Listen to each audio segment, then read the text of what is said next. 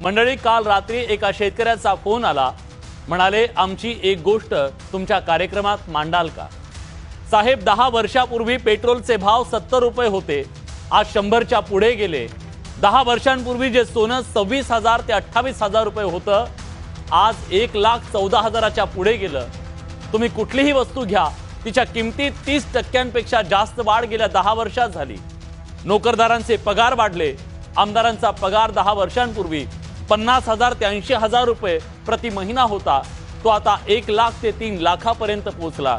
म्हणजे सरासरी 250% वाढ झाली. पण शेतकऱ्यांची काय अवस्था आहे? 10 वर्षापूर्वी ज्या कांद्याला सरासरी 25 रुपये किलोचा दर होता, त्याचा भाव आज 10 रुपये किलो झालाय.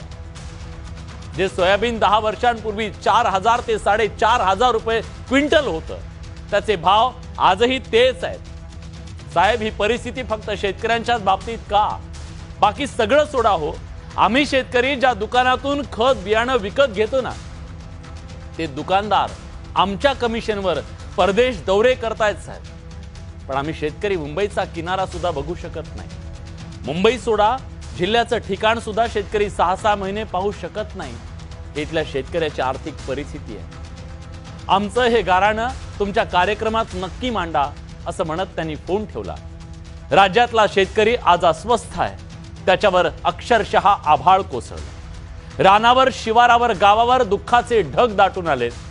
या काळात जिथं डोलणारी पिकं आणि पक्ष्यांचा चिवचिवाट असावा ना, तिथं स्मशान शांतता आहे. शेताचा जणू मसनवाटा झालाय.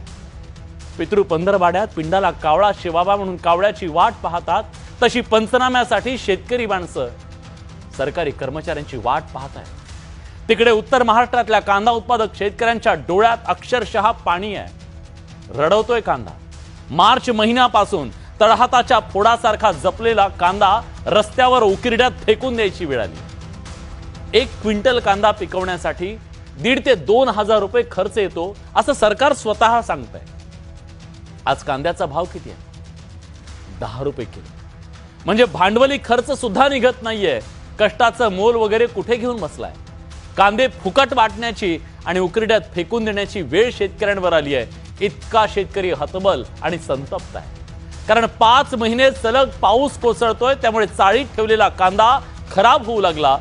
म्हणून आहे त्या भावात विकण्याशिवाय त्याच्याकडे पर्याय नाहीये. त्यामुळे शेतकरी हवाल दिलाय. कांदा शेतकऱ्यांना तो रडवतोय, त्याचा आक्रोश काळीच पिळवटून टाकतोय. पण सरकारच्या काळजाला पाझर कधी फुटणार, हा सवाल आहे. आणि आज राज्यातला लाखो कांदा उत्पादक शेतकरी हाच सवाल विचारतोय. या आठवड्याच्या सुरुवातीला हाच मुद्दा घेऊन चाळीतून आम्ही तुमच्या समोर आलो होतो. आज पुन्हा तोच मुद्दा घेऊन आलो, कारण राज्याच्या कानाकोपऱ्यात कांदा उत्पादक शेतकरी रस्त्यावर.